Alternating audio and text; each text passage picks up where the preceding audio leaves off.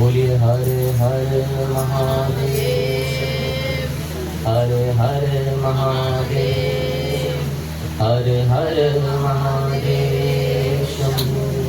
बोले काशी विश्वनाथ भगवान की जय, बोले गणपति गणेश भगवान की जय, सब सुख करता सब दुख हरता विघ्न विनाशक गणेश भगवान की जय, रिद्धि सिद्धाय गणेश भगवान की जय, बोले शंकर भगवान की जय।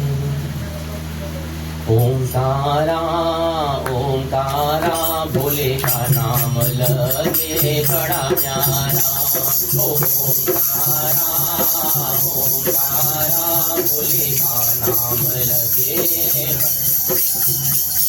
ओंकारा ओंकारा भोले का नाम लागे बड़ा प्यारा,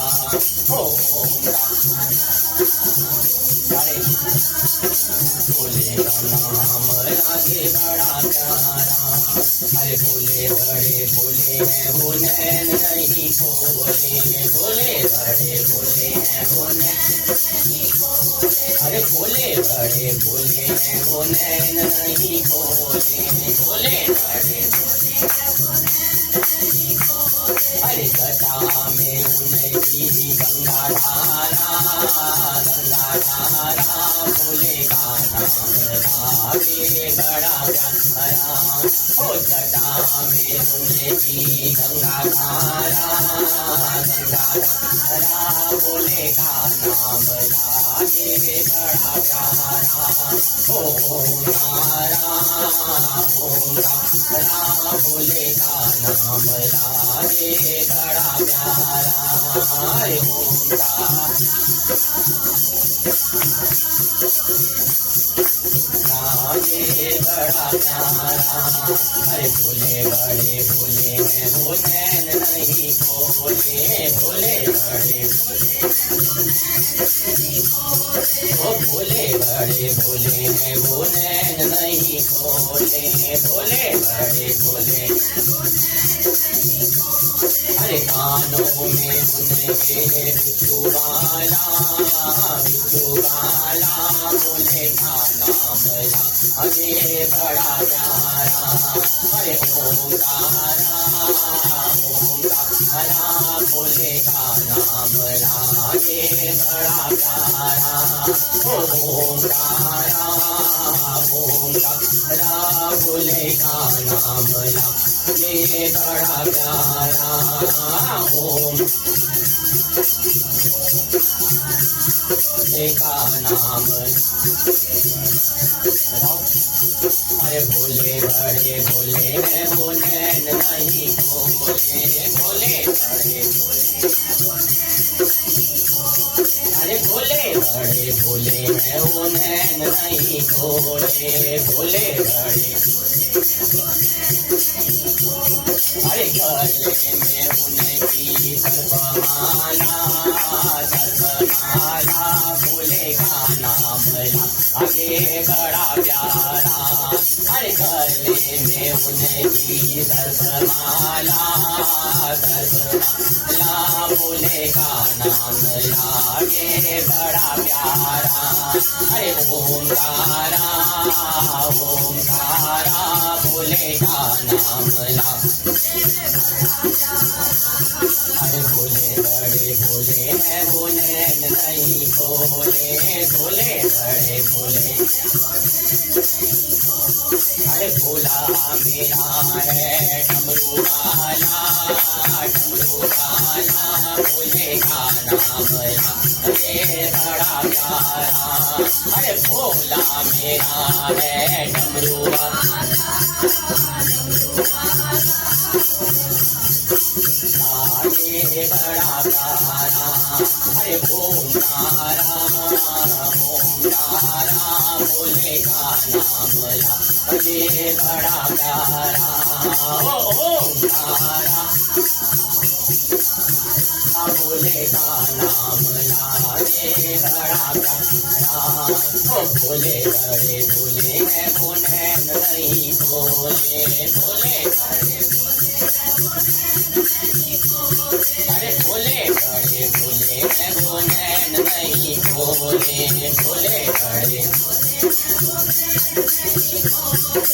रूप लागे उनका बड़ा निराला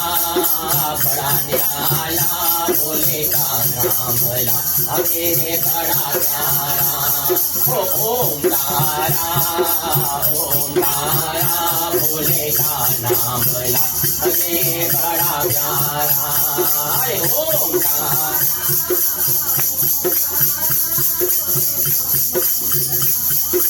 बड़ा प्यारा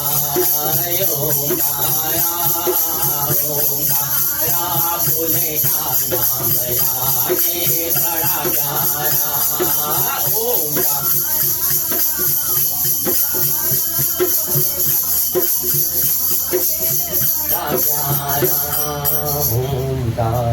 ओम तारा भोले का नाम लागे बड़ा प्यारा बोले शंकर भगवान की जय बोले काशी विश्वनाथ की बोले हर हर महादेव शंभू।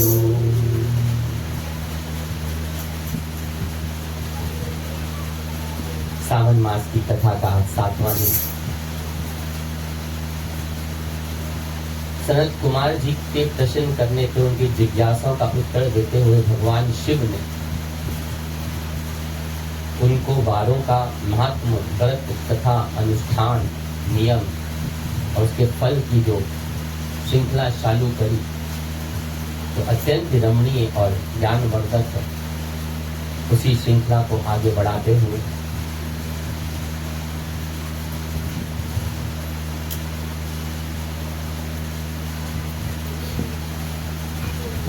ईश्वर कहते हैं, भोलेनाथ जी कहते हैं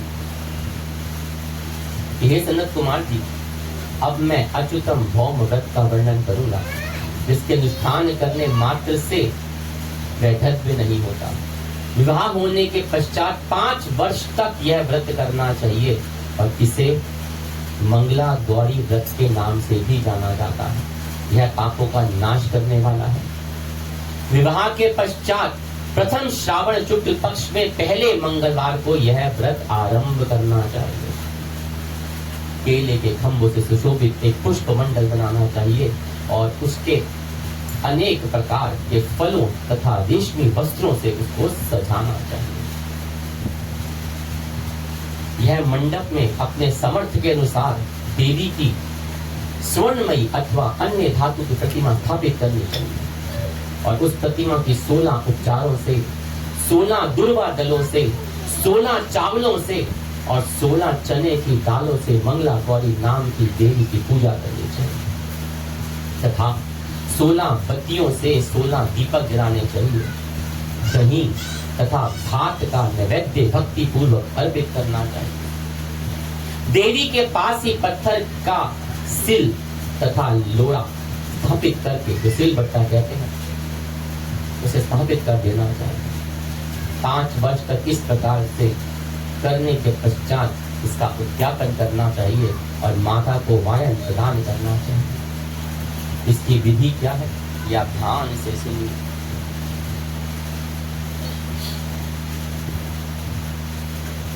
जब 5 वर्ष तक विवाह के बाद मंगला गौरी व्रत करते हैं, इसकी विधि भगवान भोलेनाथ कहते हैं कि अपने सामर्थ्य के अनुसार एक पल प्रमाण स्वर्ण की अथवा उससे आधे प्रमाण की या उससे भी आधे प्रमाण की मंगला गौरी की प्रतिमा निर्मित करानी चाहिए। अपनी शक्ति के अनुसार स्वर्ण आदि से बने हुए तंडुल पूरित पात्र पर वस्त्र तथा रमणीय कंचू की ओढ़नी रखकर उन दोनों के ऊपर देवी की प्रतिमा को स्थापित करना चाहिए और पास में चांदी से निर्मित सिल तथा उसके बट्टे को रखकर माता को ज्ञान प्रदान करनी चाहिए। इस प्रकार 16 सुवासिनियों को प्रथम पूर्वक भोजन कराना चाहिए।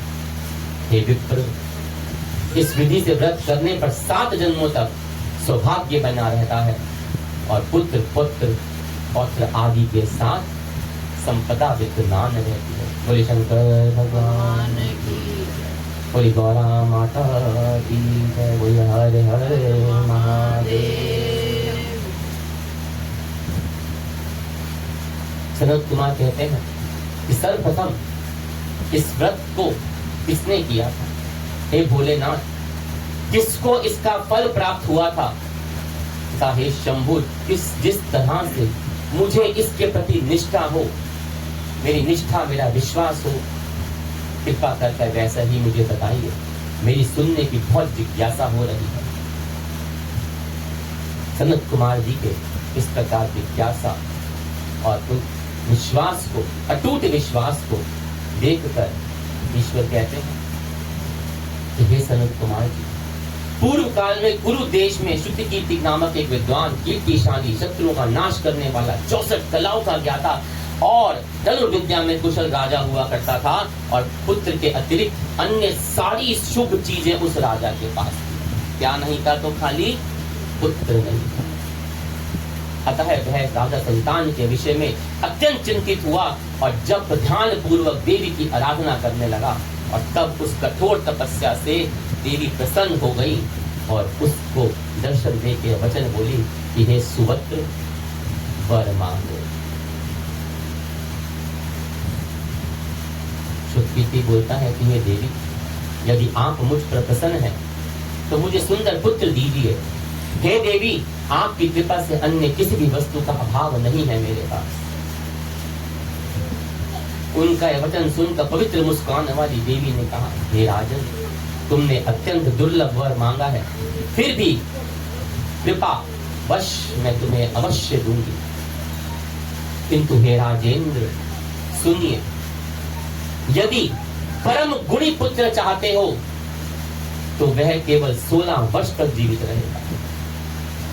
अगर परम गुणी पुत्र चाहते हो तो वह सिर्फ 16 वर्ष तक जीवित रहेगा, और यदि रूप तथा विद्या से विहीन पुत्र चाहते हो, ना रूप होगा, ना विद्या होगी, ना ज्ञान होगा, तो दीर्घ जीवी होगा।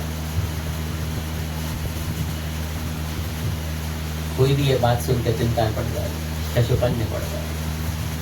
देवी का वचन सुनकर राजा शुक्र चिंतित हो उठा और पुनः अपनी पत्नी से परामर्श करके उसने गुणवान तथा शुभ लक्षण से संपन्न 16 वर्ष की आयु वाला पुत्र मांगा। बोले हर हर। देखिए, ज्ञान तो यही कहते हैं कि गुणवान हो, भाग्यशाली हो, तो क्या पता अपने भाग्य उम्र को बढ़ा ले, लंबी उम्र लेके भी, और ऐसा पुत्र हो जो किसी काम का ना हो, ना ज्ञान का हो, ना धर्म का हो, ना शुभ लक्षणों का हो, ना इज्जत मान का हो, तो क्या करिए, वो जो माता पिता को भी डुबो देगा। कहते हैं उन दोनों ने सभी शुभ लक्षणों से ज्ञानवान पुत्र को, जिसकी आयु 16 वर्ष की थी, देवी से मांग लिया। तब देवी ने भक्ति संपन्न राजा से कहा, हे निपुसदन, मेरे मंदिर के द्वार पर आम का वृक्ष है, उसका एक फल लाकर मेरी आज्ञा से अपनी भार्य को उसे भक्षण करवा दे और उसको दे, ताकि वो उसको ग्रहण कर ले, जिससे वह शीघ्र ही गर्भ धारण करेगी, इसमें कोई संदेह नहीं है। बोलो मंगला गौरी मैया की जय, बोली गौरा माता की जय, बोली हर हर महादेव।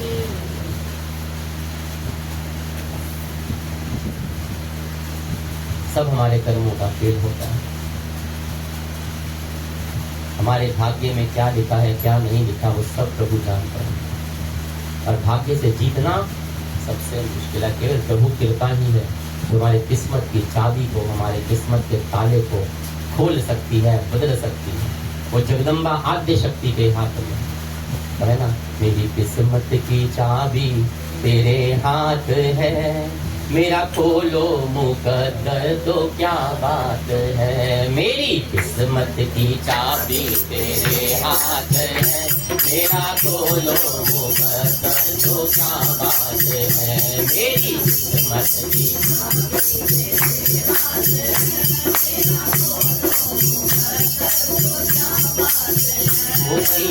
जन्मों से मैं तो भटकता रहा, जन्मों से तेरे दर्शन को तरसता रहा, तेरे दर्शन को मुझे दर्शन दिखाओ तो क्या बात है, मुझे दर्शन दिखाओ। ओ मेरा खोलो मुकद्दर तो क्या बात है, मेरा खोलो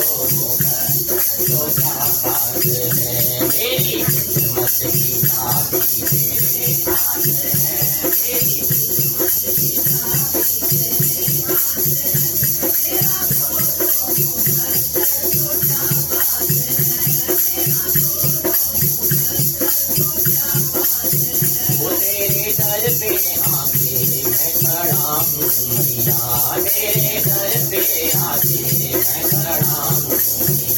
तेरे चरणों में सिर को झुकाता मैया, तेरे चरणों में सिर को झुकाता।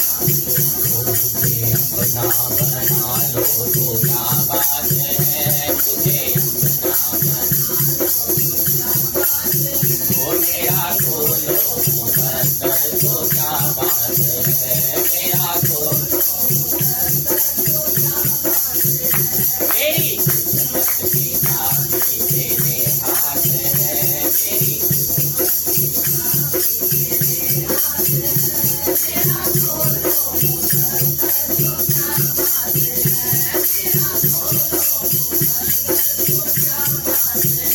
सारे जग से तो मैं ठुकराया गया, सारे जग वो तेरे दर पे आके मैं खड़ा हो गया, तेरे दर पे आके मुझको सहारा तो क्या बात है, मुझको तो सहारा तो क्या बात है, अरे मेरा खोलो मुकद्दर तो क्या बात है, मेरा खोलो मुकद्दर तो क्या बात है, मेरी किस्मत की चाबी तेरे हाथ है, मेरी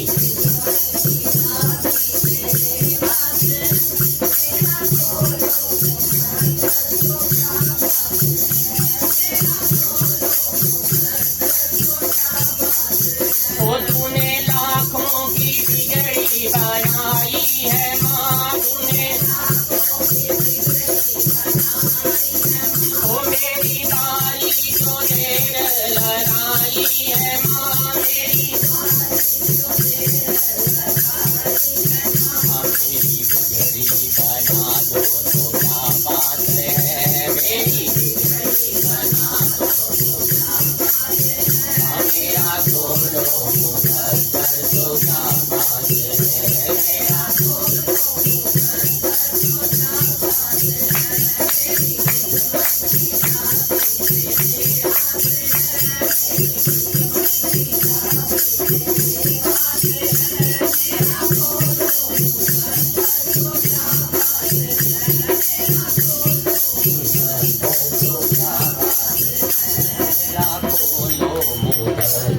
तो क्या बात है, सही बात है। जब भी हम परेशान होते हैं तो हमें सिर्फ माँ जगत जननी आपकी शक्ति की शरण नजर आती है, कोई भोले बाबा की शरण नजर आती है, और हमारे कर्मों को बदलने का बस यही एक रास्ता है कि अगर उनकी कृपा हो जाए।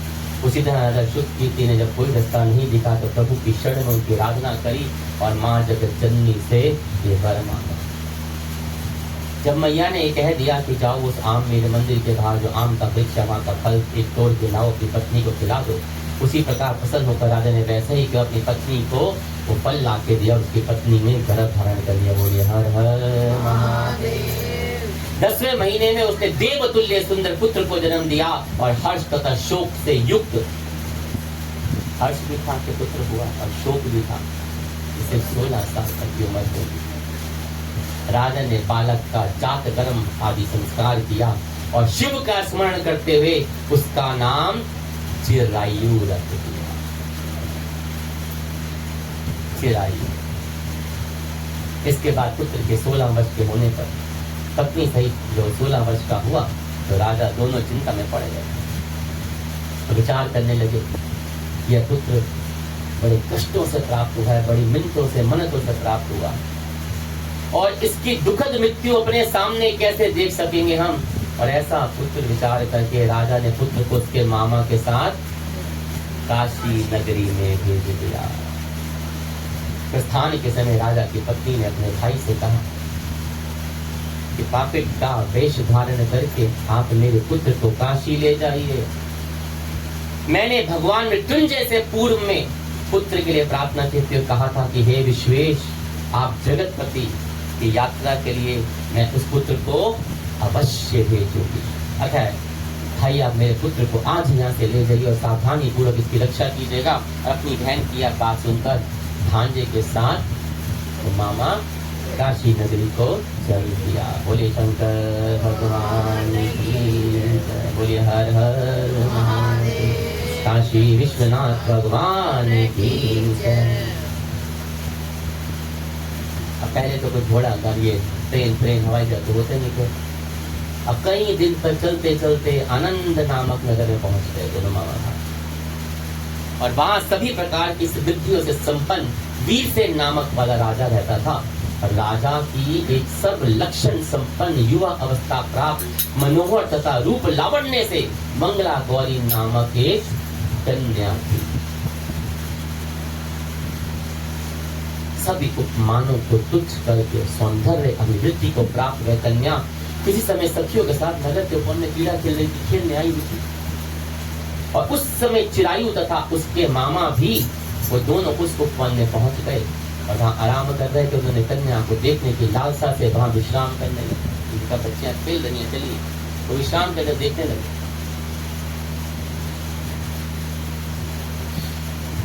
इसी बीच विनोद पूर्वक क्रीड़ा करती उन कन्याओं में से किसी एक ने कुपित होकर राजकुमारी को गांडा यह कुवचन कह दिया। आजकल तो बड़े आम से दूसरे को बोल देती है,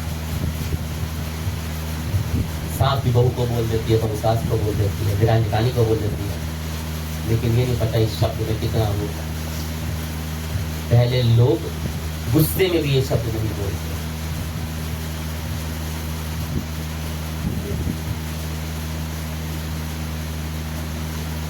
यह कुवचन तो कह दिया। तब उस अशुभ वचन को सुनकर राजकुमारी ने कहा, तुम अनुचित बात क्यों कर रही हो? मेरे कुल में तो इस प्रकार की कोई स्त्री है ही नहीं। हमें अपने वचन को ना बहुत सोच समझ के बोलना चाहिए। आजकल सांसें तो बहुओं को बड़े आराम से शब्द बोल देती है, पता नहीं गलती से अपने बेटे के लिए गाली निकाल देती। बहू को बोल रही है, सोते बहू को दे रही है, बेटे गाली बेटे को लग रही है।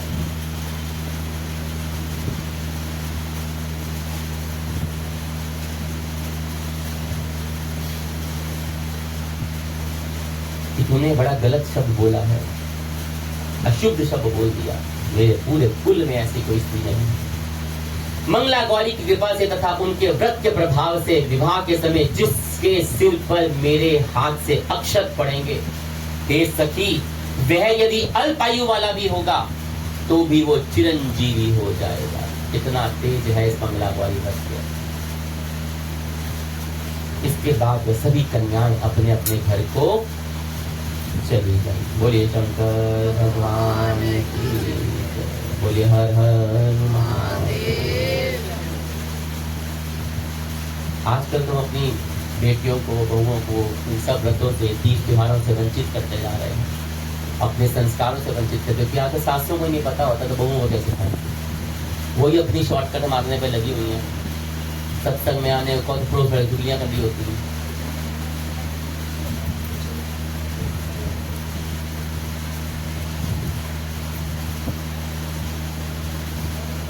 कहते सारी कन्या अपने अपने घर को चली गई। उसी दिन राजकुमारी का विवाह भी था। देश के दृढ़धर्मा नामक राजा ने सुकेतु नाम के वाले पुत्र के साथ उसका विवाह निश्चित किया गया। वह सुकेतु विद्याहीन था, कुरूप था तथा बहरा था। और सुकेतु के साथ साथ आए उन लोगों ने विचार किया कि इस समय कोई दूसरा श्रेष्ठ वर ले जाना चाहिए। राष्ट्र देखो कि किसको लेके जा रहे हैं लोग। और विवाह संपन्न हो जाए उसके बाद सुकेतु पहुंचेगा। उन लोगों ने चिरायु के मामा के पास जाकर याचना की कि इस बालक को आप हमें दे दीजिए जिससे हमारा कार्य सिद्ध हो जाए। मन में विचार के कैसे देखेंगे तो क्या करेंगे। यह पृथ्वी पर परोपकार के समान दूसरा कोई धर्म नहीं होगा। उनकी बात सुनकर चिरायु के मामा मन ही मन पसंद हुए, क्योंकि इसने उपवन में उन्होंने पहले उस कन्या को मंगला गौरी के उस व्रत के बारे में, उसके व्रत के उस अनुपम फल था, उसके बारे में बातें जो कर रही थी वो सुन ली। फिर भी उन्होंने कहा कि आप लोग इसे किस लिए मांग रहे हो, पहले ये बता दीजिए। कार्य सिद्धि हेतु वस्त्र अलंकार आदि मांगे जाते हैं, वर नहीं मांगा जाता, मतलब दूल्हा नहीं मांगा जाता। तथापि आप लोगों को, और आप लोग कहीं बात का आप लोग चल के आए, आप बात करिए, अगर सम्मान रखने के लिए मैं इसे आपको दे रहा हूं। जब उन लोगों ने पूरी बात बताई तो सम्मान रखा होगा। बोले शंकर भगवान की जय। इसके बाद चिराइयों को वहां से ले जाकर उन लोगों ने विवाह संपन्न कराया। सब पदी आदि हो जाने के बाद रात्रि में शिव पार्वती की प्रतिमा के समक्ष उस चिरायु ने हर्षयुत होकर मंगला गौरी के साथ शयन किया। उसी दिन चिरायु के 16 वर्ष पूर्ण हो चुके थे। बोले गंगा मैया की। और अर्धरात्रि में साक्षात काल स्वरूप, काल था वो स्वस्वरूप होके एक सर्प रूप धारण करके वहां आ गया। और इसी बीच संयोगवश राजकुमारी जाग गई, काल बन के साथ आया। उसने उस महासर्प को वहां देखा और वह भय से व्याकुल होकर कांपने लगी। तभी उस कन्या ने धैर्य धारण कर 16 उपचारों से उस सर्प की पूजा करी और पीने के लिए उसे दूध दे दिया। बोले शंकर भगवान की। उसने दीनता भरी वाणी से उस सर्प को प्रार्थना की, उनकी स्तुति करी और मंगला गौरी प्रार्थना करने लगी कि मैं उत्तम व्रत को करूंगी जिससे मेरे पति जीवित रहें, ये इस प्रकार चिरकाल तक जीवित रहें। आप कैसा कीजिए।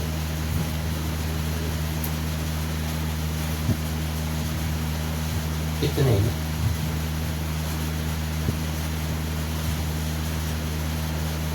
जो सर्प था एक कमंडल के अंदर प्रवेश कर गया, वहां रखा हुआ था। और उस मंगला गौरी ने अपनी कंचुकी से उस कमंडल का मुंह बंद कर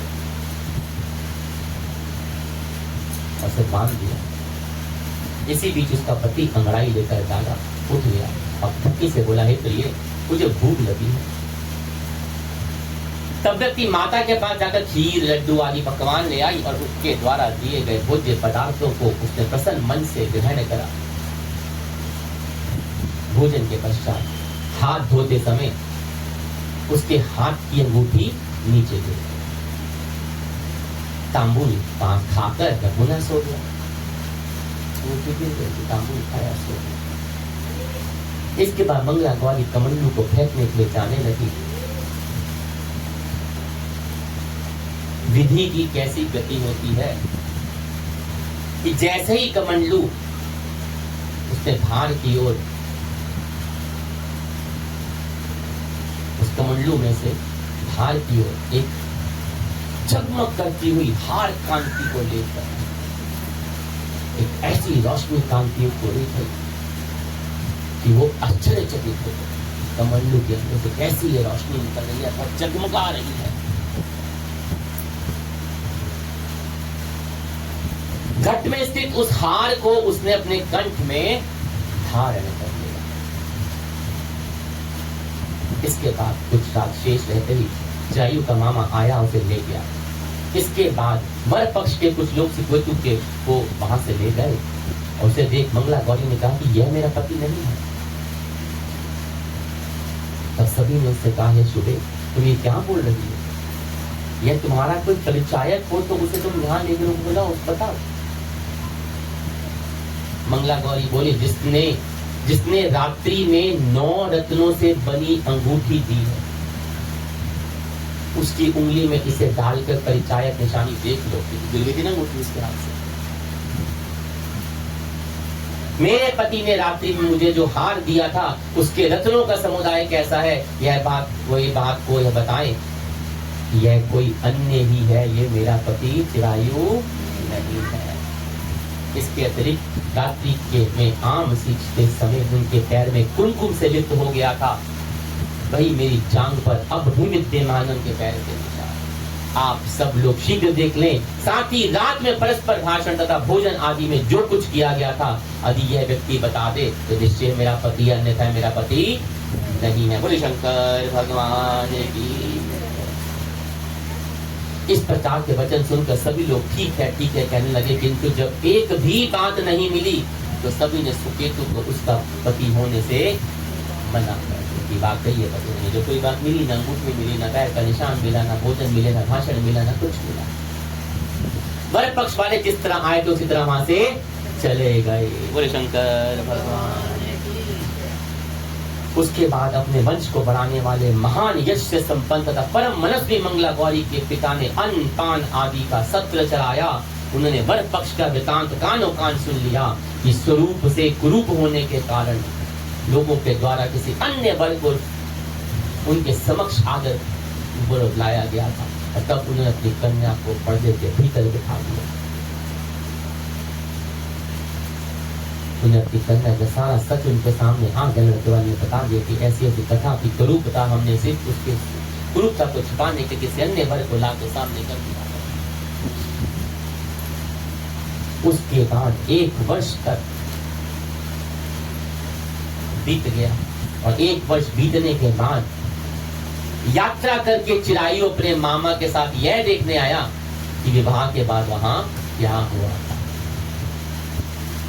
जिस दिन विवाह हुआ था उसमें आप ही 16वें साल की, और 1 वर्ष बाद आया मंगला गौरी व्रत के अनुष्ठान कर। तब उसे गवाक्ष के भीतर से देखकर मंगला गौरी अत्यंत प्रसन्न हुई और माता पिता जाके बोली कि यही है मेरे वर, मेरे पति, मेरे सुहाग।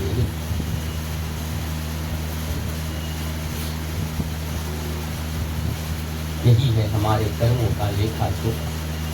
हमारे कर्मों का जो लेखा जोखा होता है वो से कोई नहीं बदल सकता। बोले शंकर भगवान की।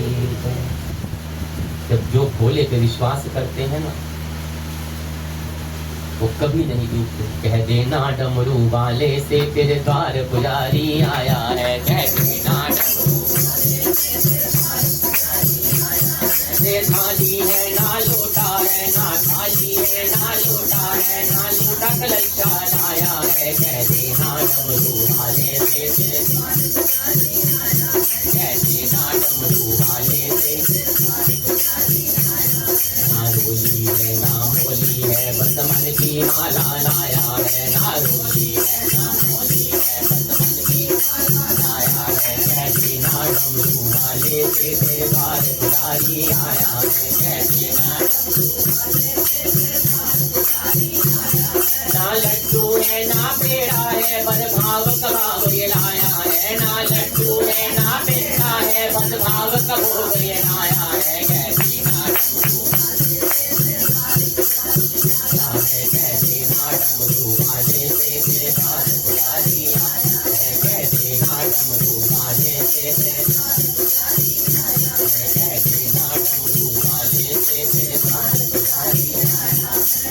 कहते जैसे ही मंगला गौरी ने अपने झरोखे से अपने पति को देखा, चिरायु को देखा, तो बड़ी हर्ष के साथ प्रसन्न हो उठी और अपने माता की तरह दौड़ते बोले कि माँ, पिताजी, यही है मेरे पति और मेरे पति आ गए हैं। बोले हर हर महादेव।